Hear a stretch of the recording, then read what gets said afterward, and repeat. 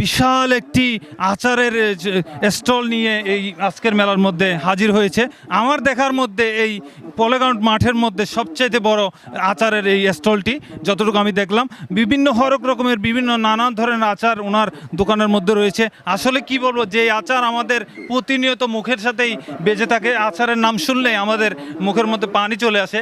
সেই আচারের কথাই আজকে আমরা একটু জানার চেষ্টা করব। যিনি আজকের এই আচারের দোকানের মূল প্রধান, যিনি মালিক, ওনার সাথে একটু জানতে চাইবো কোন কোন আচার রয়েছে, কোন কোন ধরনের আচারগুলি বেশি গ্রাহক পছন্দ করছেন, কোন ধরনের আচারগুলি বেশি বিক্রি হচ্ছে। ভাইয়া কেমন আছেন? জি ভাই, আলহামদুলিল্লাহ। আপনি ভালো আছেন? আলহামদুলিল্লাহ, আমি ভালো আছি।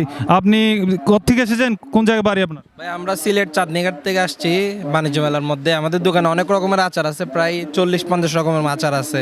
তার মধ্যে আমাদের সবচেয়ে বেশি যেটা চলে ওটা হচ্ছে আমাদের পঞ্চরসের আচার, যেটা 5 মিশালি 27টা আইটেম দিয়ে তৈরি, ওটা বেশি চলে। আর আমের মোরব্বা আছে, চালতা আছে, তারপর আপনার কলার আচার আছে, তারপর অনেক রকমের আচারে আছে, ম্যাঙ্গো আছে, সব রকমের আচারে আছে। কোন আচারটার প্রতি গ্রাহকদের বেশি দৃষ্টি নজর কাটছে?